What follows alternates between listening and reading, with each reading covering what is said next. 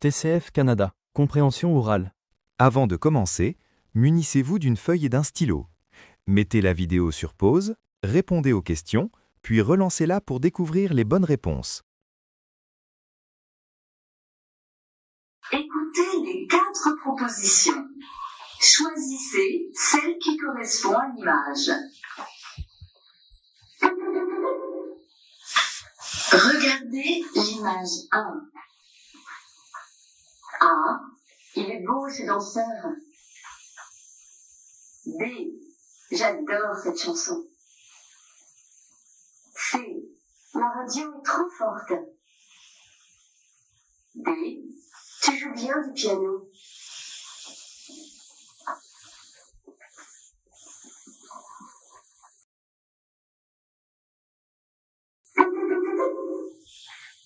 Regardez l'image 2.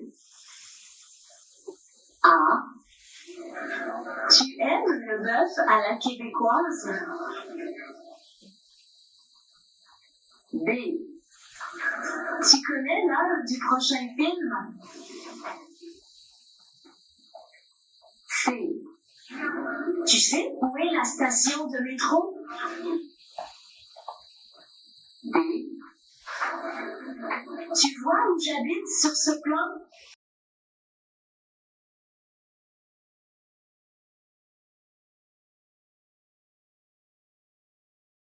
Écoutez l'extrait sonore et les 4 propositions. Choisissez la bonne réponse. Question 3. Bonjour madame.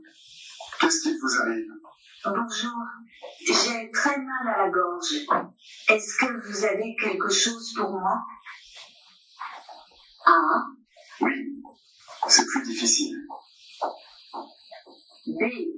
Oui, je suis malade aussi. C. Oui, prenez ce médicament. D. Oui, voici votre facture.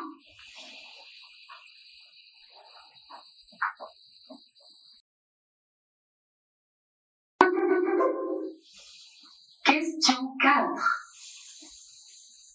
Où est-ce que je peux prendre un café pendant la pause?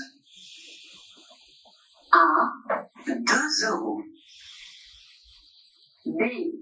Salle 4, C. 3 minutes. D. Un sucre.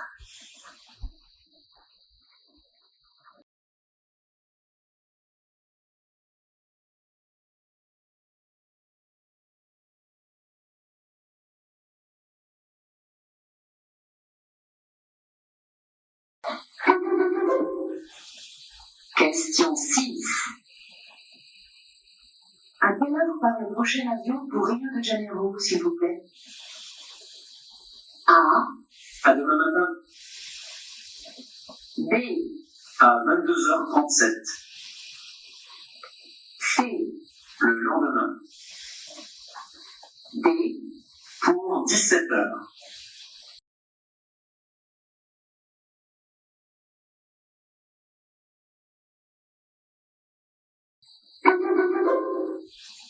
Question 7. Je peux revenir et changer ce pull, si ça ne va pas? A. Aujourd'hui, tout est à 50%. B.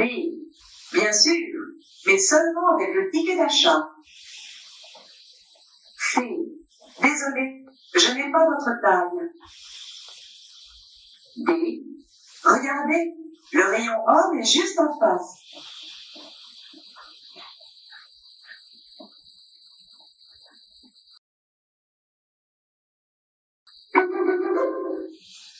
Question 8. Bonjour, j'ai très mal à la gorge. Est-ce que vous pouvez me donner quelque chose? Je vous conseille ces comprimés qui sont très efficaces. Je dois les prendre pendant combien de temps? A. Au milieu du repas. B. 2 fois par jour. C. Seulement le matin. D. Une semaine.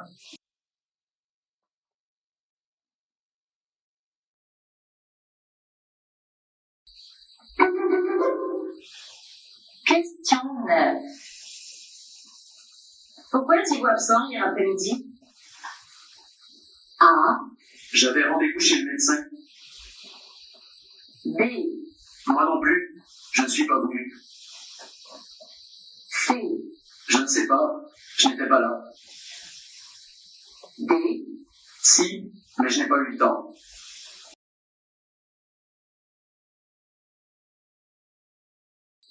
Écoutez le document sonore et la question. Choisissez la bonne réponse. Ça ne va pas? Non, Nathalie, j'ai la grippe. Je n'ai pas eu le temps d'aller voir le docteur. Il ne faut pas attendre. Appelle-le. Question 10. Quel conseil donne Nathalie à son amie?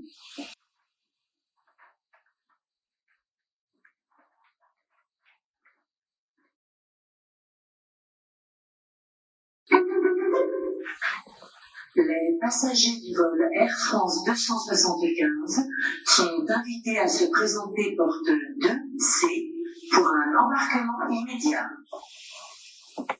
Question 11. Qu'est-ce que le message annonce?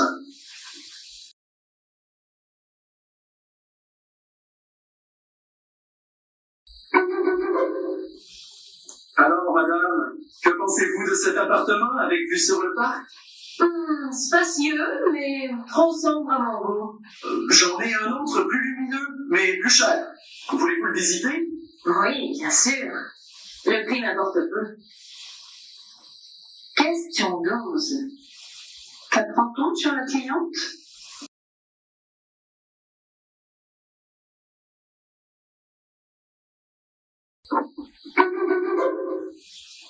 Allô? Bonjour. Je vous appelle pour savoir quand je pourrais récupérer ma voiture. Une Peugeot verte. Elle est chez vous depuis une semaine. Un instant, s'il vous plaît, madame. Je me renseigne. La pièce qui manque pour la boîte de vitesse devrait être livrée ce matin. La réparation devrait être terminée en fin d'après-midi. Pourriez-vous nous rappeler vers 17 heures? Volontiers. Pourriez-vous m'indiquer à ce moment-là la somme à payer? À tout à l'heure. Là, la somme à payer? À tout à l'heure. Question 13. Que veut cette dame?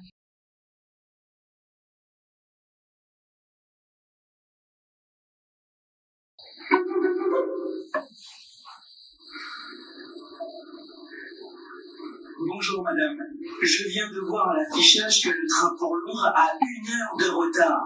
Pourquoi? C'est encore des cheminots qui ne sont pas contents?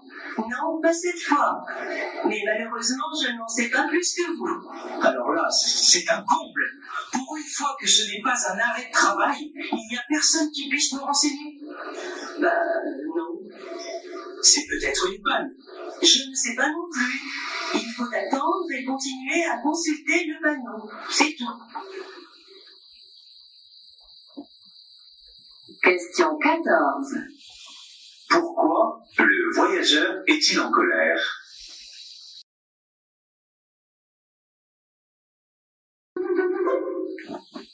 Je m'appelle Pascal. Ça fait 4 ans que je travaille dans une école maternelle. Je suis chargée d'aider les enseignants dans la classe. Alors, le plus dans le métier pour moi, c'est les relations avec les enseignants et les enfants. Ça, on a vraiment beaucoup de chance à ce niveau-là, surtout avec les enfants. Les côtés négatifs du métier, je dirais peut-être les journées un peu longues dans le bruit, parce que les enfants sont quand même en général bruyants. Question 15. Qu'apprécie Pascal dans son métier?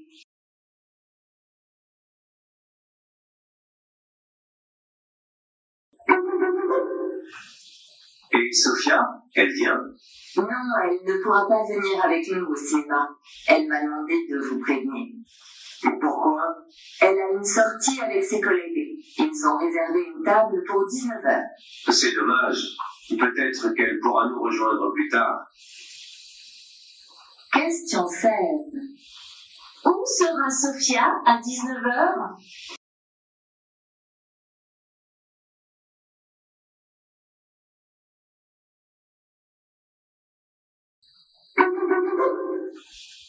Amis auditeurs, voici une idée de lecture originale. Les éditions Parigramme ont publié un ouvrage intitulé Paris et ses alentours au temps de Napoléon, histoire de nous faire découvrir les lieux qui ont compté au cours de cette période, mais aussi les principaux travaux, les constructions les plus emblématiques et les transformations les plus remarquables voulues par Napoléon. Car quand il n'est pas à la guerre, il nourrit de grands desseins pour la capitale. L'Arc de Triomphe, la colonne Vendôme. Question 17. Quel est le sujet du livre?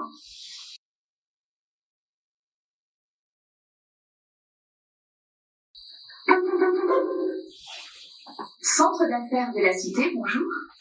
Bonjour madame, je voudrais louer une salle de conférence. Quels sont vos tarifs et les services proposés? C'est ma collègue, Madame Martineau, qui s'occupe de la réservation des salles. Je vous la passe. Ne quittez pas. Merci madame. Au revoir. Question 18. Pourquoi cet homme m'appelle-t-il?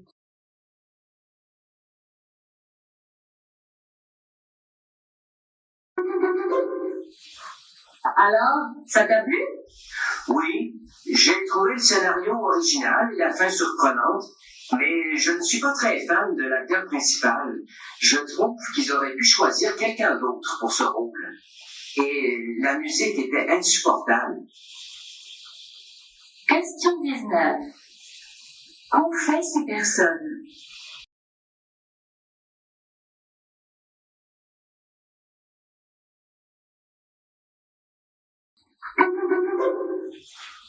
Les avancées des sciences et des techniques soulèvent des questions qui touchent à la vie de chacun et font débat. Le progrès n'est plus une évidence. Les citoyens veulent comprendre ce que la recherche rend possible. Le Collège de la Cité des Sciences et de l'Industrie organise tout au long de l'année des cycles de conférences et de débats où des chercheurs viennent à la rencontre du public. L'ambition est de permettre à chacun d'acquérir des connaissances fondamentales, de s'informer des développements récents, de se former une opinion éclairée, pour que la science devienne une composante de la culture. Question 20. Quel est le but du Collège de la Cité des Sciences et de l'Industrie?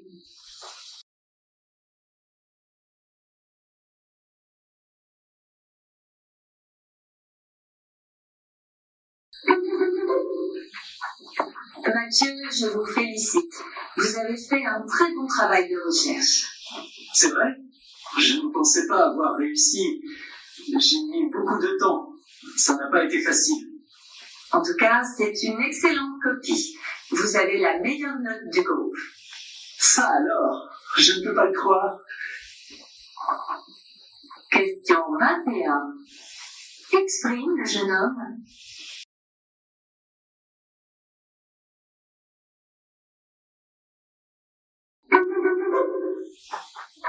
Est-ce que c'est toujours compatible, ça, d'avoir beaucoup d'heures de sport comme ça et pouvoir concilier les études aussi? Non, spontanément, c'est pas toujours compatible et puis c'est un grand paradoxe qui s'installe d'entrée de jeu parce que on fait faire du sport à nos enfants pour développer des valeurs de rigueur, de saines de vie, de qualité de vie et puis on se retrouve à devoir composer avec des habitudes qui ne sont pas très très de grande qualité. On va faire manger les enfants dans la voiture en s'en allant à l'aréna, on va faire des devoirs 2-3 fois de plus parce que on sait que tel ou tel jour on n'aura pas le temps de les faire. Donc on fait plusieurs entorses à l'hygiène de vie parfois pour réussir à rencontrer les horaires. Question 22. Qu'est-ce qui inquiète cette mère de famille?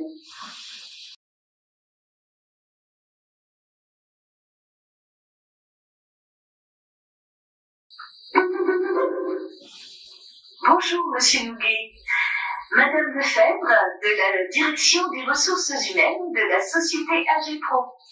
Je vous appelle au sujet de votre candidature pour le poste de graphiste. Votre CV a été présélectionné par la directrice des ressources humaines. Si ce poste vous intéresse toujours, nous aimerions vous rencontrer dans les prochains jours. Merci de me rappeler au 01 25 38 67 54. Au revoir. Question 23. Pourquoi Madame Lefebvre a-t-elle appelé Monsieur Douguet?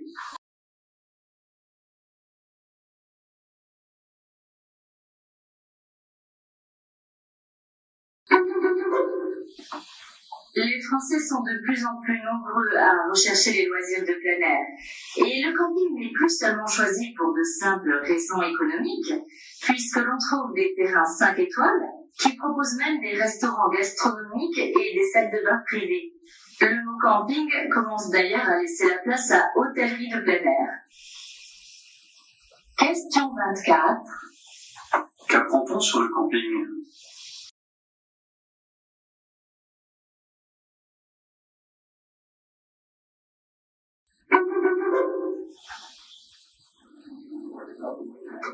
Et celle-là, qu'est-ce que t'en penses? Ouais, pas mal. J'aime bien la forme des branches. Tourne-toi un peu pour voir. Ce sera parfait pour la montagne. Bon, j'essaie encore ces 3 paires et je me décide. Moi, je préfère celle-là. Elles vont très bien avec la couleur de tes cheveux et elles sont très élégantes. Bon, ben, allez, d'accord, je les prends.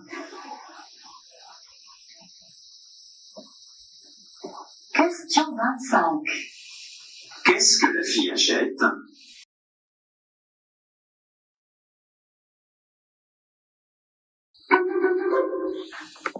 L'Institut des langues et civilisations orientales, c'est-à-dire l'INALCO, a été fondé par Colbert au XVIIe siècle à Istanbul.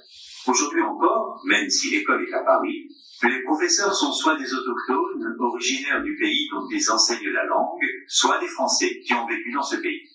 Les professeurs étrangers ont souvent acquis la nationalité française par la suite. Ils sont tous des spécialistes de leur domaine, linguistique ou culturel, et un certain nombre d'entre eux ont fait leurs études à l'Institut.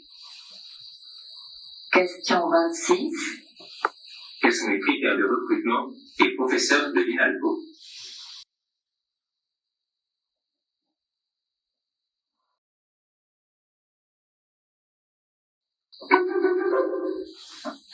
Bonjour madame. J'habite en France depuis 6 mois seulement dans un studio. J'ai reçu une feuille d'impôt bizarre à payer avant le 15 octobre prochain. Pourquoi? Oui, c'est normal. Il y a le loyer et une fois par an, il y a des impôts locaux. Ils sont basés sur la superficie de votre studio et sur le lieu de résidence. Quoi? Il faut que je paie le loyer et cette facture locale? Mais dans mon pays, ça n'existe pas, ça. Désolé, mais chaque pays a ses lois. Si vous étiez propriétaire, vous payeriez aussi la taxe foncière, mais pas le loyer, bien sûr. Question 27. De quoi s'étonne le jeune homme?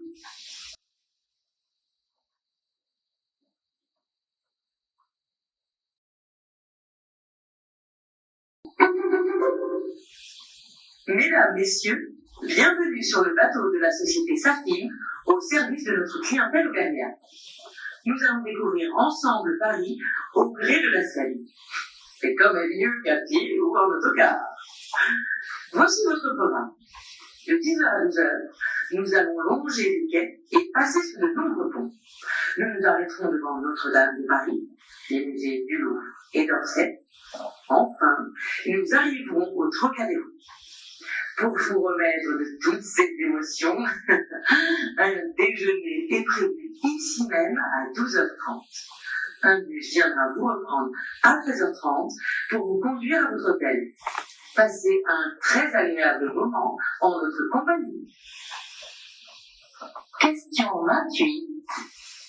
Que propose la guide aux touristes?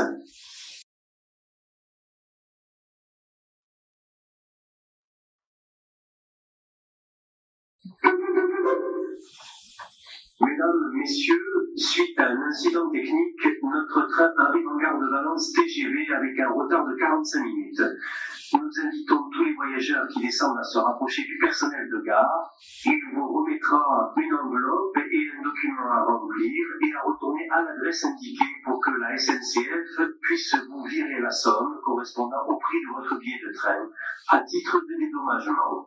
Nous vous prions de bien vouloir nous excuser pour la gêne occasionnée. Assurez-vous de n'avoir rien oublié à vos places. Bonne fin de journée.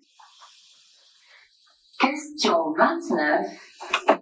Quelle information le chef de train donne-t-il aux voyageurs?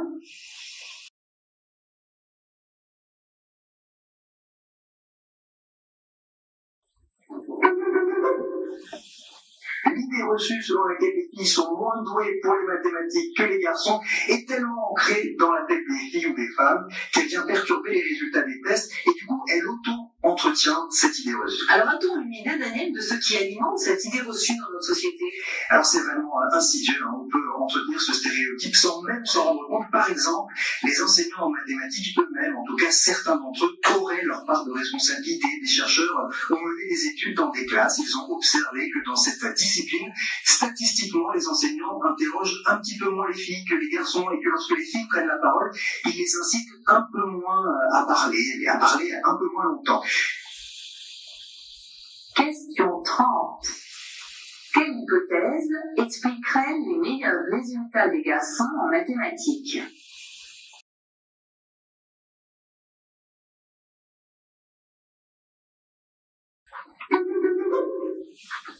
Si on en croit ce que disent certains sociologues, je crois qu'on peut oublier les dimanches en famille, l'hiver au coin du feu. Dans 10 ans, les parents auront de grandes chances de se rencontrer à l'étranger. Du coup, les enfants auront des grands-parents de pays différents, ils voyageront plus souvent, plus jeunes, et tout ça est le résultat d'une plus grande mobilité dans le travail. La possibilité de se réunir devrait être diminuée par le coût des transports. Alors, les familles auront sûrement un réseau Internet très développé, mais d'une certaine manière, ça va les éloigner. On peut imaginer qu'il y aura une tension entre la valorisation de la famille en tant que groupe et le désir de s'investir dans son travail. Question 31. À quoi sera confrontée la famille dans le futur?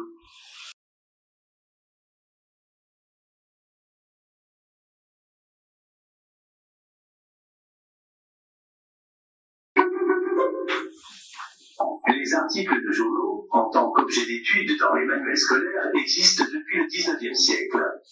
En revanche, l'actualité des journaux est restée très longtemps interdite d'entrée dans les écoles. Ce n'est qu'en 1957 que le gouvernement confère aux journaux quotidiens le droit de pénétrer tel quel dans les établissements scolaires. Ainsi, l'idée que la presse et l'école avaient quelque chose à faire ensemble, que la presse pouvait constituer un objet pédagogique, faisait son chemin. Il a fallu attendre 1983 pour que le ministère de l'Éducation nationale ne se décide à administrer l'enseignement de la presse à l'école. C'est la création du CLEMI, le centre de liaison pour l'enseignement des moyens d'information. Question 32. Quelles mesures a pris l'État dans les années 80?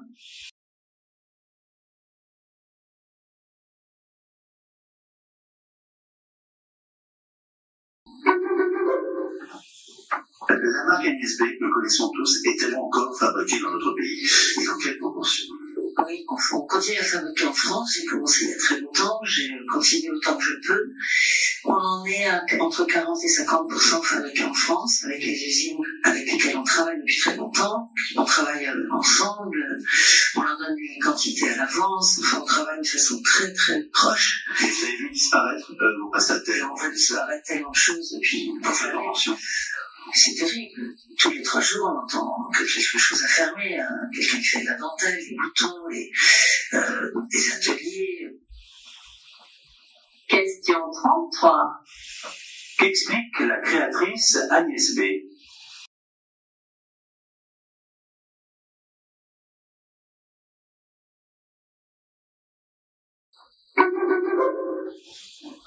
Une zone de France Info consacrée ce matin aux dérives de l'industrie pharmaceutique ou comment inventer de nouvelles maladies pour recycler d'anciennes molécules.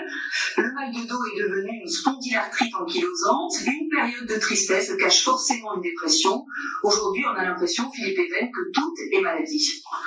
Oui, ça fait maintenant 15 ans que ça dure. Vous savez, quand une industrie comme celle-là, qui a beaucoup apporté, ne trouve plus de médicaments, alors elle invente des maladies pour recycler les molécules antérieures et trouver de nouveaux créneaux d'exploitation. Ce que vous venez de raconter est absolument scandaleux.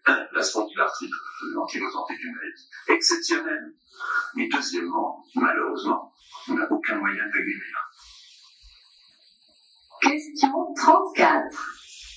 Quelle est l'accusation portée contre l'industrie pharmaceutique?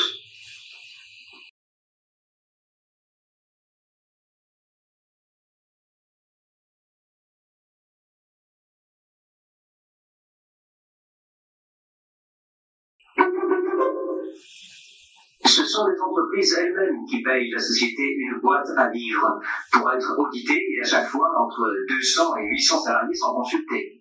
Réaction de Marie-Alice Médel-Fondrieux, responsable du dialogue social au sein du syndicat Force ouvrière.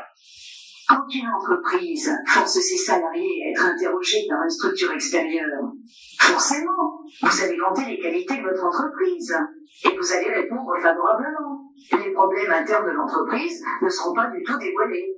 On sait ce que c'est le sondage, la façon dont on oriente les questions. Qui plus est, il s'agit aussi d'une procédure qui consiste à permettre à l'entreprise d'améliorer son image à l'extérieur. Donc forcément, la réalité est biaisée. Question 35. Quelle est la position de cette syndicaliste sur les audits au travail?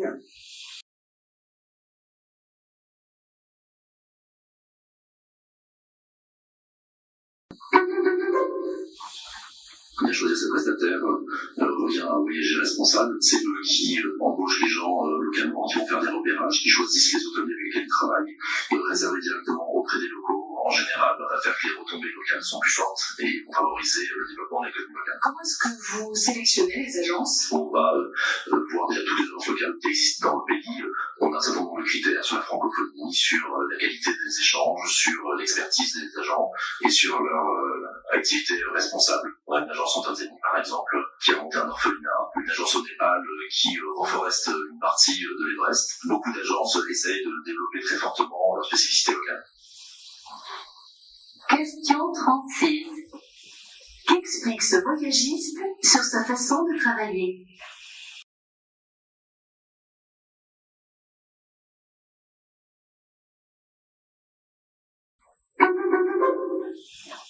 Thomas Lepelletier, d'abord, pour commencer, vous signez donc pour le magazine des Sources Humaines un article qui s'intitule Faut-il encore manger de la viande?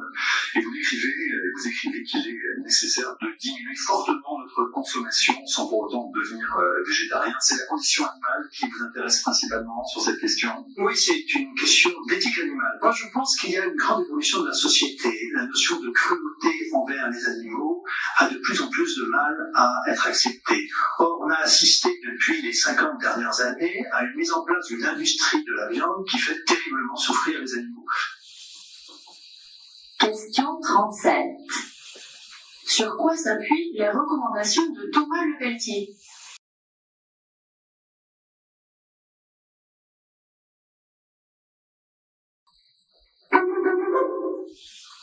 J'ai entendu à la radio que le chômage avait reculé en février, selon le ministère du Travail. Ce n'est pas l'analyse du Bureau international du travail.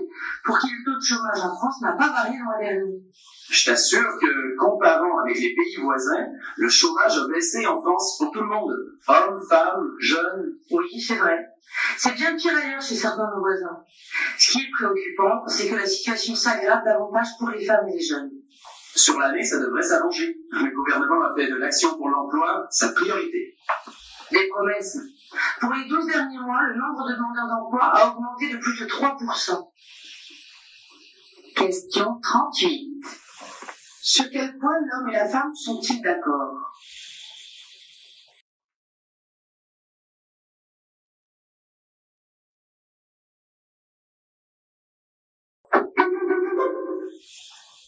Notre d'après les chercheurs, plus nous manifestons d'amabilité et plus nous sécrétons de sérotonine, l'hormone de la bonne humeur. De plus, l'altruisme aurait des effets positifs sur le cerveau en activant des connexions qui sont moins vivaces quand la compassion est absente. Les pensées hostiles ou agressives augmentent le rythme cardiaque et la pression artérielle, alors que la gentillesse abaisse le niveau de stress et apaise la tension. On a vu des gens mourir de méchanceté. L'agressivité pratiquée au quotidien augmente les risques cardiaques et conduit à une solitude qui aggrave tous les problèmes.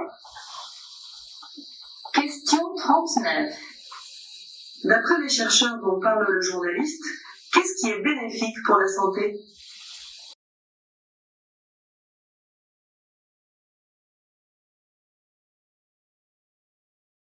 Si cette vidéo t'a apporté de la valeur, pourquoi ne pas te donner toutes les chances de réussir? Le pack complet de préparation est disponible. Merci de remplir le formulaire en description. Pour recevoir plus de vidéos, n'oubliez pas de vous abonner, aimer et partager.